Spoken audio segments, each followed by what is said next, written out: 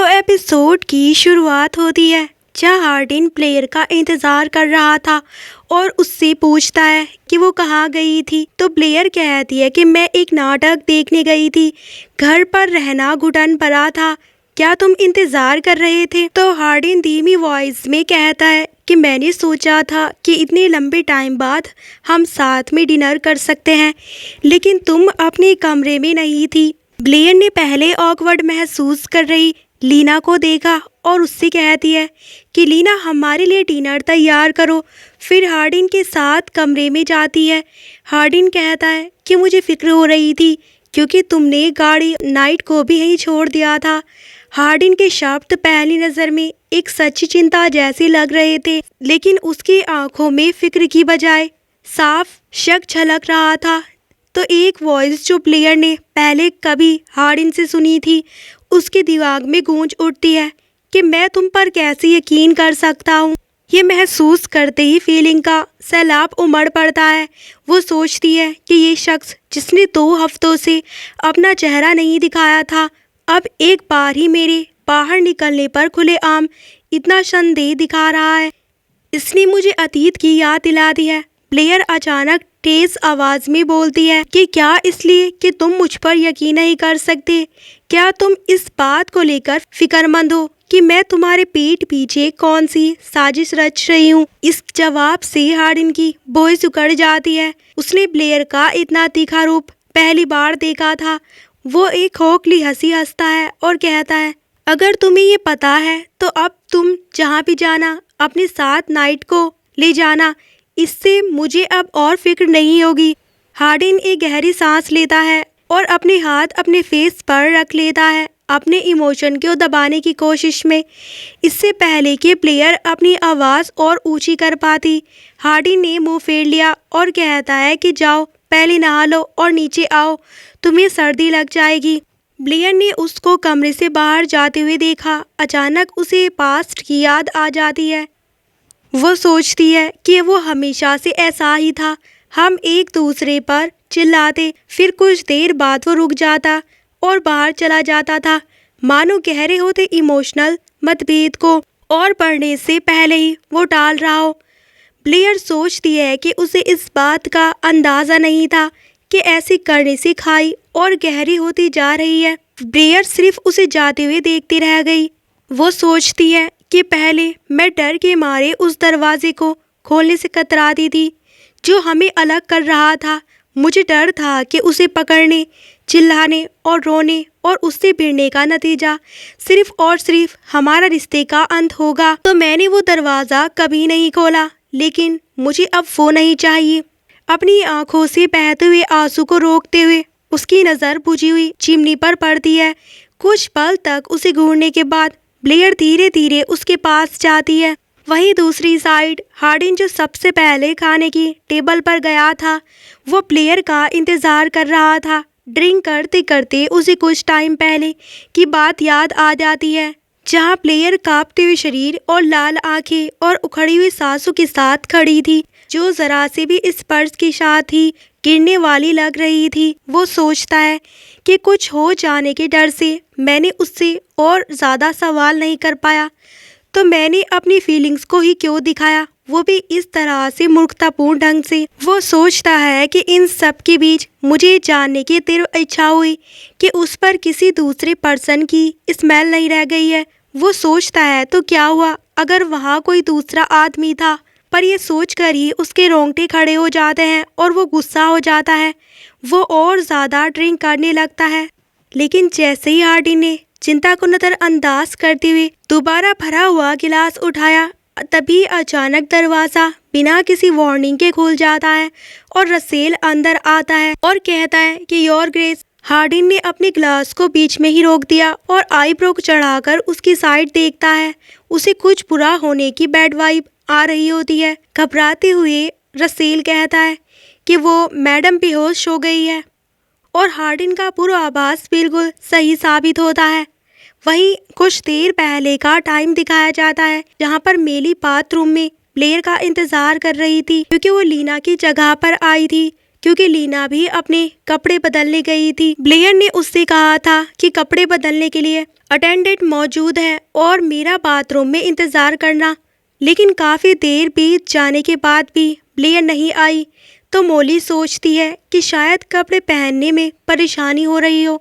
फिक्रमंद होकर जब वो बाथरूम से कमरे में वापस जाने के लिए निकली तो उसके दिमाग में ब्लेयर के कमरे से निकलते टाइम हार्डिन के चेहरे के भाव कौंध गए। वो इतने निर्मल भाव थे कि जैसे सब कुछ जम गया हो। मोली आगे सोचती है कि और जब मैडम की देखभाल करने के लिए मैं अंदर आई तो उन्होंने भी अपना चेहरा नहीं दिखाया और अपनी पीठ फेर ली और मुझे बाथरूम में इंतज़ार करने के लिए कहने वाली उनकी आवाज़ भी काँप रही थी। ये सब सोचकर उसे बेचैनी होने लगती है और लगभग दौड़ते हुए वो ब्लेयर के कमरे में पहुंचकर उसका दरवाज़ा नॉक करती है, लेकिन अंदर से कोई जवाब नहीं आता है और इंतज़ार न कर पाने की वजह से उसने दरवाज़ा जोर से खोला और कमरे के अंदर की गर्मी उसकी त्वचा को छू जाती है। उसके जाने तक बुझी हुई चिमनी अब जोरों से जल रही थी और जब वो चिमनी के सामने का नज़ारा देखती है तो उसकी चीख निकल जाती है क्योंकि ब्लेयर चिमनी के सामने बेहोश होकर गिरी हुई थी। ये सुनकर हार्डिन तुरंत वहां पहुंचता है और फिजिशियन भी आ जाता है जो कहता है कि ऐसा लगता है कि वो मानसिक आघात की वजह से बेहोश हो गई थी और कोई भी प्रॉब्लम नहीं है। इसके बाद फिजिशियन चला जाता है और कमरे में सन्नाटा छा जाता है और अब सिर्फ वे दोनों ही रह गए। वो सोचता है कि शायद ये मेरा वहम है, लेकिन उसका चेहरा पहले से भी ज़्यादा पीला लग रहा है। ब्लेयर को शांति से सोता हुआ देखकर हार्डिन को गुस्सा आता है। वो सोचता है कि आग से इतना डरने वाली जो चिमनी के पास भी नहीं जा सकती थी वो उसके सामने ही क्यों गिर पड़ी। ये बात समझ से परे है। जब हार्डिन सोच रहा था तभी ब्लेयर की बंद आंखें फड़फड़ाती है और उसकी आंखें साइड में बैठे हार्डिन पर जाती है। जैसे ही हार्डिन उसकी साइड देखता है कुछ टाइम पहले तक उमड़ रहा उसका गुस्सा गायब हो जाता है। ब्लेयर पूछती है कि क्या मैं बेहोश हो गई थी तो हार्डिन कहता है कि तुम्हें पता था कि ऐसा होगा और फिर भी तुम चिमनी के पास गई। तो ब्लेयर कहती है कि मैं अपनी यादें वापस पाना चाहती थी। मैं हमेशा के लिए दिखावा नहीं कर सकती कि मुझे कुछ नहीं पता है। ये सुनकर हार्डिन सोचता है कि क्या ये सब इसने उस याद की वजह से किया है, क्योंकि मैंने उस पर शक किया था और उस पर दबाव डाला था। तो फिर हार्डिन कहता है तो इसका मतलब ये नहीं है कि तुम्हें इस तरह का लापरवाही तरीका अपनाने की ज़रूरत है, इसलिए ऐसा दोबारा कभी मत करो। ये सुनकर ब्लेयर को पास्ट लाइफ की बात याद आ जाती है जब हार्डिन ने सच जानने के लिए प्यार का दिखावा किया था और जब सब कुछ निराशाजनक लगने लगा तो उसने खुद को मुझसे दूर कर लिया और इसके बाद मैंने खुद ही सम्मोहन प्रक्रिया करवाई थी, जिसके बाद भी मैं बीमार पड़ गई थी और जागने पर हार्डिन ने मुझे डांटा था बिल्कुल अभी की तरह। तब उसने कहा था कि अब बस कुछ मत करो, बस यहीं रहो जैसा ही तुम हमेशा से रहते आए हो। इस दिन के बाद से मैंने कुछ नहीं कहा था ताकि हमारा रिश्ता ना टूटे, लेकिन अब मैं ऐसा नहीं चाहती। ये सोचकर ब्लेयर कहती है कि क्या होगा अगर मैं उन यादों को अपनी पूरी जिंदगी में वापस कभी ना पा सकूं। तो हार्डिन कहता है कि और भी तरीके हैं, क्या लेडी एग्नेस इस पर काम नहीं कर रही है। तो ब्लेयर जोर से बोलती है कि क्या तुम 10 साल पहले खोई हुई यादों को कुछ बातचीत से वापस आने की उम्मीद कर रहे हो, जबकि तुम लगातार अपने शक को सह रहे हो। तभी हार्डिन जोर से ब्लेयर का नाम लेता है। हार्डिन चिंता से उसे देखते हुए उसकी पतले हाथों को पकड़कर उसे डांटने लगता है।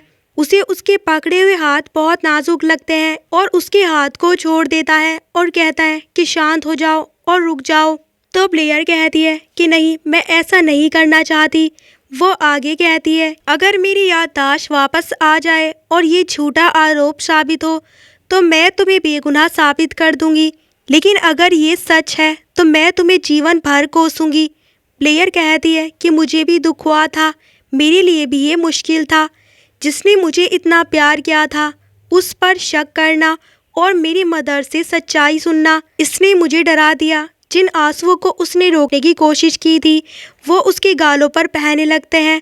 वो आगे रोते हुए कहती है लेकिन मैं अब सिर्फ इसलिए सब कुछ दबाकर जीना नहीं चाहती क्योंकि ये मुश्किल या डरावना है। वो सोचती है भले ही हमारा रिश्ता खत्म होना तय है, लेकिन मैं अपनी पिछली लाइफ की तरह हार मानकर भागना नहीं चाहती हूँ। ब्लेयर को रोता देखकर हार्डन खुद को शांत करने लगता है और सोचता है कि उसे इस हालत में देखकर अब मेरा उससे लड़ने का मन नहीं रहा।